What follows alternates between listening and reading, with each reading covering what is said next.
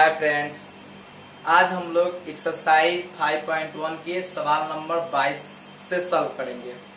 तो देखिए, हम आपको बता दें कि आपको हमने कंटिन्यूटी के कुछ गुण को बताए थे, जिसमें आपको मुझे उम्मीद है कि 8 या 9 बातों को हमने कंटिन्यूटी स्टेप 1 के वीडियो में लिखा था। और उसमें भी बात हमने लिखा था कि जितने त्रिकोणमितीय फलन होंगे वो सभी फलन संतत होंगे। लेकिन उसमें कुछ बातें हैं, जैसे आपको हम बता दें कि आप 11वीं क्लास की त्रिकोणमिति में एक बात पढ़े होंगे कि यानी किस त्रिकोणमिति निष्पत्ति को मान, जैसे आवर्तनांक और आवर्ती फलन, आपको याद होगा आवर्तनांक और आवर्ती फलन निकालने के लिए कुछ फॉर्मूला होते हैं। उस फॉर्मूला के सहारे हम लोग आज कंटिन्यूटी के सवाल नंबर 22 को सॉल्व करेंगे। तो आप मेरे साथ जुड़े रहिए और चलिए हम शुरू करते हैं सवाल नंबर 22। देखिए, यहाँ पे सवाल है कोसाइन, साइनिक, कोसेंट, सेकेंट और कॉटेंजेंट फलनों के संतत्य पर विचार कीजिए। तो इस पे विचार करने के पहले हम कुछ बातें सीखेंगे। जैसे मान लीजिए कि cos x है, तो cos x है, तो यदि यहाँ पे हम लिखे कि let function of x equal to cos x, यानी कोसाइन COSIN, कोसाइन का शॉर्ट नाम cos x होता है और cos x का पूरा नाम होता है कोसाइन। अब इसको हमें देखना है, तो इसको देखने के लिए देखिए हम क्या कर सकते हैं। माना कि कोई बिंदु, माना कि x बराबर a पर जहां x element a, x element r के लिए, x एलिमेंट r के लिए cos x फलन संतत होगा। देखिए, ये बात वहीं से निकल के आ रही है कि माना कि x बराबर पे x एलिमेंट r मतलब रियल नंबर, यानी रियल नंबर के सभी सदस्य इस कोण x के लिए, तब कोण x के लिए होंगे जिस पर cos x फलन क्या होगा, संतत होगा। यानी आप इसको यूज करके देख सकते हैं। मान लीजिए कि हम एक बार LHL लिमिट लेंगे, तो limit x tends to a minus और फंक्शन ऑफ x, तो देखिए limit x tends to a minus function of x, cos x रख सकते हैं। और जैसे यूज करेंगे तो यहाँ पर क्या हो जाएगा, आपका cos a हो जाएगा, x के जगह पर a हो जाएगा। फिर अगर हम यही बात लिखे यहाँ पर RHL limit function of x tends to a plus, चलिए limit x tends to a plus cos x, तो यहाँ पर अगर a रखेंगे तो cos a आ जाएगा,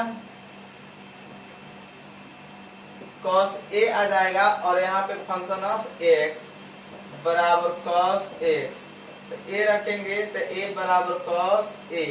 अब देखिए यहाँ LHL RHL और फंक्शन ऑफ x तीनों आपस में बराबर है। LHL RHL बराबर फंक्शन ऑफ x, तीनों आपस में बराबर हो, तब बोल देंगे कि ये फलन क्या है, संतत फलन है। या हम यहाँ लिख सकते हैं कि fx, यहाँ ऐसे भी लिख सकते हैं कि fx x एलिमेंट r के प्रत्येक बिंदु पर संतत है। तो देखिए यहाँ पे हमने इस बात को लिखा। इसी तरह से हम लोग कोसेंट, सेकेंट, कॉटेंजेंट को सॉल्व करेंगे, बट बात उसमें थोड़ी सी इससे डिफर है। यहाँ पे हमने x एलिमेंट r के लिए लिया, लेकिन यहाँ पर इसके रूल होते हैं, कुछ आवर्ती फलन और आवर्तनांक के सूत्र होते हैं, उसको हम लोग यूज करेंगे। तो चलिए आप इस वीडियो को रुक की कॉपी में नोट कीजिए या आप स्क्रीनशॉट इसको कर सकते हैं। फिर हम चल रहे हैं आगे की तरफ। देखिए यहाँ पर है फंक्शन ऑफ x बराबर कोसेक x, यानी कोसेंट दिया है COSECNT, तो कोसेंट दिया है तो कोसेंट को क्या लिखेंगे, कोसेक, यानी इसका शॉर्ट नाम कोसेक हो गया। अब पूछ रहा है कि ये फलन की संतत्य पर विचार कीजिए। तो देखिए यह फलन जो है, यह फलन x बराबर n पाई, यानी n एलिमेंट z के लिए संतत नहीं है, और n पाई के अतिरिक्त कुछ भी मान आप लेके चलिएगा उसके लिए संतत फलन हो जाएगा। यानी हम तो आपको उस बात को नहीं बता सकते हैं, लेकिन बार बार हम रिपीट कर रहे हैं कि आपको आवर्ती फलन और आवर्तनांक जो आप लोगों ने 11th में पढ़ा होगा वही सूत्र है। तो आप अगर उस सूत्र को नहीं भी याद किए हैं तो अभी हम लिख रहे हैं, याद कर लीजिएगा। तो मुझे उम्मीद है कि आप इस बात को समझ के सवाल सॉल्व कर लीजिएगा। तो देखिए यहाँ पर हम लिख सकते हैं कि फलन एफ एक्स एक्स बराबर n pi n element z के लिए जेड पर संतत नहीं है।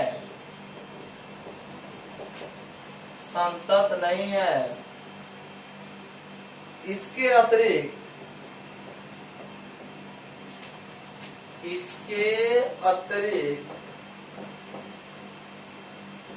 सभी बिंदुओं पर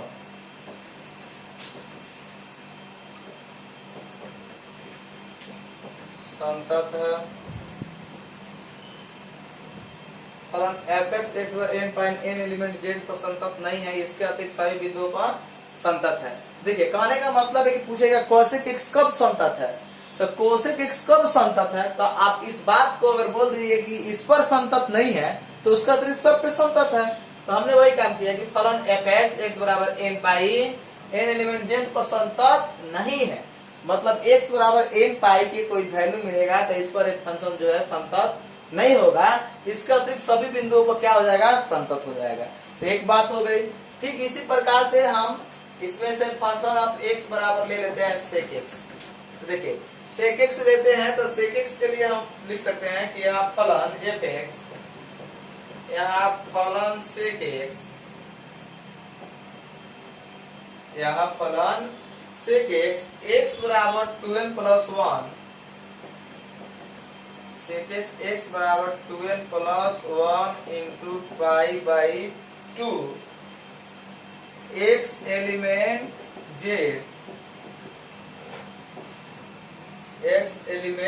जेड पर संतत नहीं है।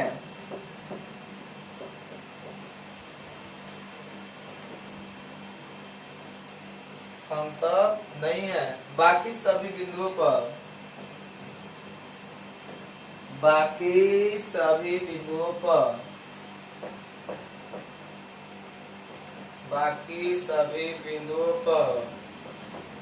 संतत है।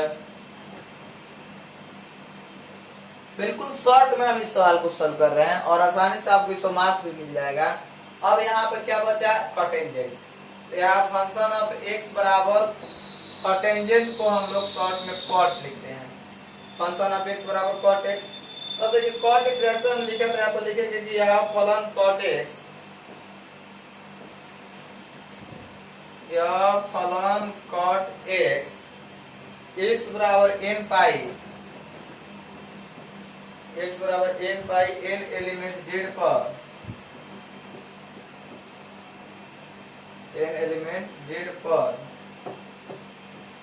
संतत नहीं है,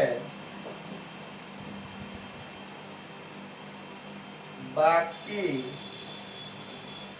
सभी बिंदुओं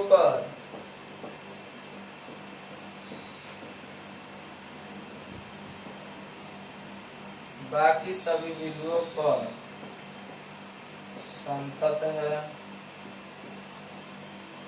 अब आइए हमने यहाँ पर इस चीज को पूर्ण रूप से सॉल्व कर लिए। अब हम लोगों को सवाल नंबर 23 को देखना है। तो चलिए अब हम लोग सवाल नंबर 23 को सॉल्व करेंगे। तो उसके पहले हम आपको सूत्र भी याद दिला दें कि हमने आपको सूत्र पढ़ाया है, आप याद कीजिए। Limit x tends to 0 sine x by x, इसका मान क्या होगा 1। यानी इसका मतलब है कि आप बात को समझ जाइए कि जितना थीटा ऊपर उतना थीटा नीचे, तो उसका मान 1 होता है। अगर यही सवाल इस कैटेगरी का मिले, limit x tends to 0 sine 1 by x, value पूछेगा क्या होगा, तो आप इस बात को समझिए। यहाँ पे साइन 1 बाई x है, तो साइन 1 बाई x है, तो इस चीज को हमें सॉल्व करनी है। तो इसका रूल है कि जितना थीटा ऊपर उतना थीटा नीचे। तो इसको सॉल्व करने के लिए हम लिखेंगे limit x tends to 0 sine 1 by x बटा 1 बाई x। अब देखिए जितना थीटा ऊपर उतना थीटा नीचे, लेकिन इससे सवाल में क्या हो गया, अंतर। तो जब अंतर हो गया तो यहाँ पर लिखेंगे 1 बाई x, तो 1 बाई x से गुना भाग कर दिए तो बाद अब इसका मान क्या हो गया आपका 1 गुने 1 बाई x, यानी इस तरह से 1 बाई x मिला। अब चलिए, तो इस तरह से हम लोग 1/x, देखिए यहाँ पर इसका मान 1 हो जाएगा और लिमिट इसके साथ लग जाएगा, गुना में है तो दोनों के साथ हो जाएगा, तो इसका मान इतना आएगा। अब यहाँ पे हम लोग ऐसे सूत्रों को यूज करेंगे। तो चलिए अब हम सवाल नंबर देखते हैं 23। देखिए सवाल है एफ के सभी आसंतत्य बिंदुओं को ज्ञात कीजिए जहाँ फलन f(x) sin x by x यदि x <0 x + 1 x > 0। तो इस बात से तो आप बहुत पहले से परिचित हो गए हैं, यानी कि x < 0 है तो LHL का मान हुआ और x > 0 है तो RHL का मान हुआ। तो यहाँ पर जो हम वैल्यू निकालेंगे, सॉल्व करेंगे, तो सबसे पहले LHL लेंगे। Limit x tends to 0 minus function of x, limit x tends to 0 minus function of x। तो यहाँ लिखेंगे limit x tends to 0 minus sine x by x। तो साइन x बाई x। अब आप बात को समझ सकते हैं। अगर कहीं आप ये सोच रहे हैं कि यहाँ 0 वैल्यू रख दे तो ये इनडिटरमिनेट फॉर्म में आ जाएगा, अनिर्धारित रूप में आ जाएगा, और हम लोग को अनिर्धारित रूप से बचना है। तो याद कीजिए कि ये सूत्र आप लोग कहीं ना कहीं पढ़े हैं। देखिए यहाँ पे हमने अभी लिखा है, यानी limit x tends to 0 sin x by x, यानी ये सूत्र कब लागू होता है, जब जितना थीटा ऊपर उतना थीटा नीचे, तो इस वैल्यू के मान 1 होता है। तो यहाँ हम आसानी से 1 लिख देंगे। तो एक चीज LHL सॉल्व हो गया। अब चलिए RHL के तरफ। Limit x tends to 0 plus function of x, limit x tends to 0 plus function of x। अब x ग्रेटर देन 0, तो इसके लिए फंक्शन क्या मिला आपको, x + 1। तो जरा सा इस बात को समझिए, x + 1 मिला, तो जैसे ही आप इस चीज को बनाइएगा x + 1, तो यहाँ पर लिमिट यूज कीजिएगा। तो यूज कीजिएगा तो आ जाएगा 0 + 1 = 1, तो आपको 1 मिल गया। फिर यहाँ पर फलन ऑफ x, तो x बराबर आपको क्या मिलेगा, बराबर का चिन्ह x + 1 में है। वैल्यू रखिएगा क्या, f0, तो 0 + 1 = 1 मिला। यानी लिख सकते हैं हम यहाँ LHL बराबर RHL बराबर फंक्शन ऑफ x। अब आइए LHL RHL बराबर फंक्शन ऑफ x, इसको हम लोग, इस पर हम लोग क्या कर लिए, संतत कर लिए। तो पूछा कि असंतत्य बिंदु ज्ञात कीजिए। तो आप बताइए कि यहाँ LHL RHL और फंक्शन ऑफ x तीनों बराबर हो गया, तो संतत हो गया। और जब संतत हो गया तो यहाँ कोई असंतत्य बिंदु नहीं है, यानी फंक्शन ऑफ x बराबर 0 पर संतत है, अर्थात f के असंतत्य बिंदु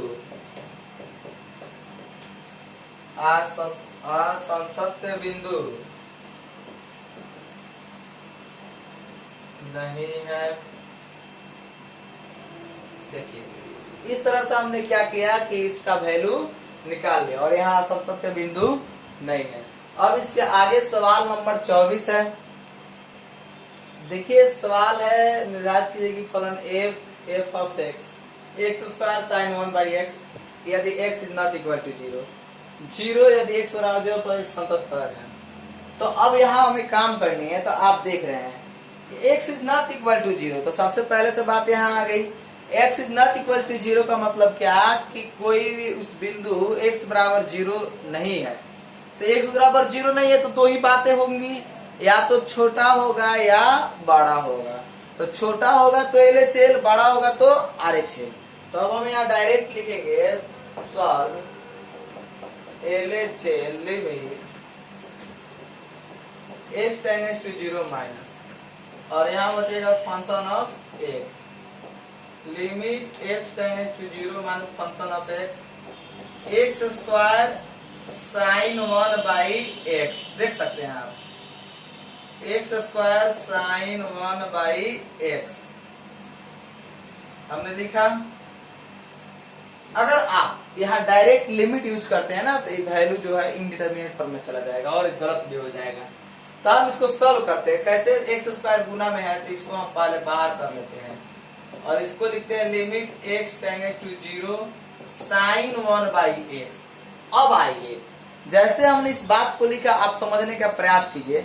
हमने आपको सिखाया है कि यदि इस तरह के सूत्र मिले limit x tends to 0 sine x by x equal to 1, x tends to 0 sine x by x equal to 1, तो यहाँ देखिए साइन के साथ थीटा के मान 1 बाई एक्स है और जितना थीटा ऊपर है उतना ही थीटा नीचे होगा, तो यहाँ भी 1 बाई एक्स और a 1 बाई एक्स से भाग दिए फिर ऊपर जाएगा तो 1 by x.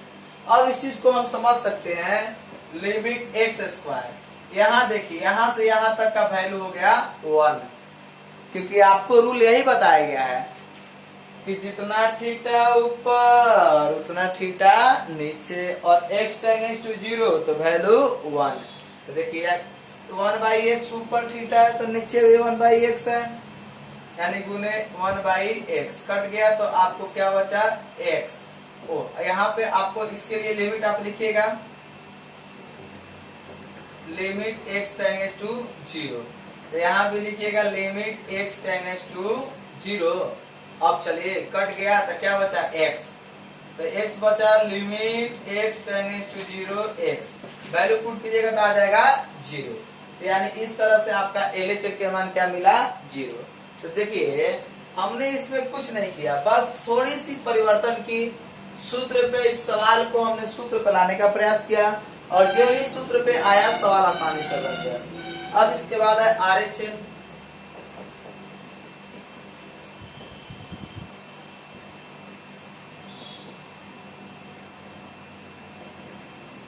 Limit function of x tends to 0 plus. अब RHS की तरफ चलेंगे तो बराबर नहीं है तो छोटा हो सकता है बड़ा हो सकता है, तो छोटा तो हो गया बड़ा होगा limit x tends to 0 plus x square sine 1 by x, x square sine 1 by x. अब इस चीज को जब हम लिखेंगे तो लिख सकते हैं limit x tends to 0 plus देखिए एक्स स्क्वायर गुने sine 1 by x 1 by x गुने 1 बाई एक्स। अब चलिए जैसे हमने इस बात को लिखा आप यहाँ से देख सकते हैं इस चीज को।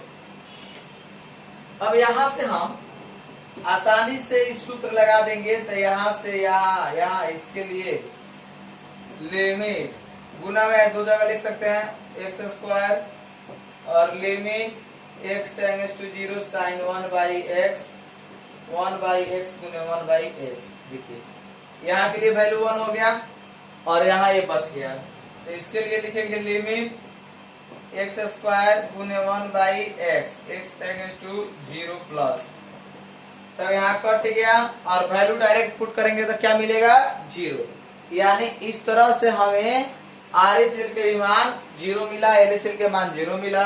अब एक बच गया फंक्शन ऑफ एक्स, तो फंक्शन ऑफ एक्स बराबर क्या है 0, यानी x बराबर 0, तो ये 0 भी रखिएगा तो आपको रिजल्ट आएगा 0। यानी आप देख सकते हैं कि LHS RHS और फंक्शन ऑफ एक्स तीनों आपस में क्या है बराबर है, तो संतत फलन है। तो देखिए आपको बोला था परिभाषित करना है तो परिभाषित हो गया, क्योंकि LHS RHS और फंक्शन ऑफ एक्स तीनों आपस में क्या है बराबर, जब तीनों बराबर तो संतत फलन हो गया। यानी इस तरह से हम लोगों ने सवाल नंबर 24 तक पूर्ण रूप से सॉल्व कर लिए। अब एक और सवाल है हम लोग के पास, सवाल नंबर 25। यहाँ हम भी लिख सकते हैं कि एक एलिमेंट R के लिए एक फलन संतत है, R के लिए एक फलन संतत है। तो चलिए देखिए यहाँ f के सातत्य की जांच कीजिए, जहां f निम्नलिखित प्रकार से परिभाषित है।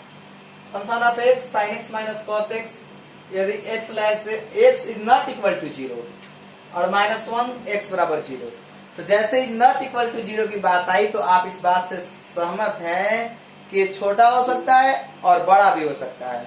तो यहाँ पे सबसे पहले हम लिखेंगे LHS limit x tends to 0 minus function of x, limit x tends to 0 minus function of x तो मिला sine x minus cos x. देखिए sine x minus cos x मिला। अब यहाँ जीरो रखेंगे, तो जीरो रखेंगे तो sine zero minus cos zero, sine zero के मान जीरो, कॉस जीरो के मान माइनस वन, यानी आपको LHL के मान माइनस वन मिला। अगर यही बात हम RHL के तरफ आएंगे तो RHL limit x tends to zero plus function of x। देखिए limit x tends to zero plus function of x RHL तो is not equal to zero, तो छोटा और बड़ा, तो छोटा तो हमने जांच लिया, अब बड़ा के लिए वही फंक्शन होगा sine x minus cos x. तो sine x minus cos x तो जीरो रखेंगे, sine zero minus cos zero, zero minus one equal to minus one आ गया।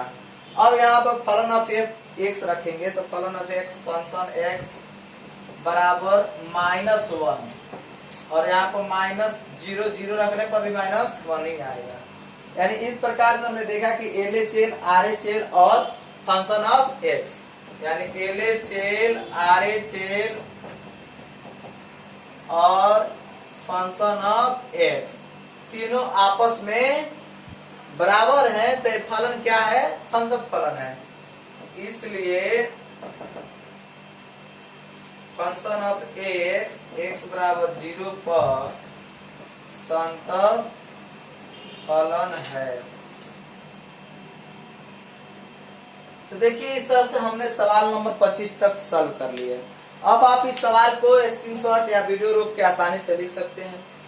तो अब हम आपसे बता दें कि अब हम लोग कंटिन्यूटी सवाल, कंटिन्यूटी एक्सरसाइज के अंतिम छोर की तरफ बढ़ रहे हैं, और हम लोग कैलकुलस जो आपके पूरे मैथ के में 44 नंबर का है, तो हमने स्टार्ट ले लिया है, और पर डे एक एक वीडियो आपके किसी भी टाइम में एक एक वीडियो यूट्यूब पे आपके अपलोड हो रहा है। तो आप जरूर उस वीडियो को देखें, और साथ ही आपसे ये रिक्वेस्ट है कि आप इस वीडियो के ज्यादा से ज्यादा अपने दोस्तों भाइयों बहनों के बीच में शेयर करें, ताकि बहुत जल्द हम आप लोग को लाइव आके पढ़ा सके। तो चलिए हम आपसे फिर मिलेंगे अगले वीडियो में सवाल नंबर 25 से।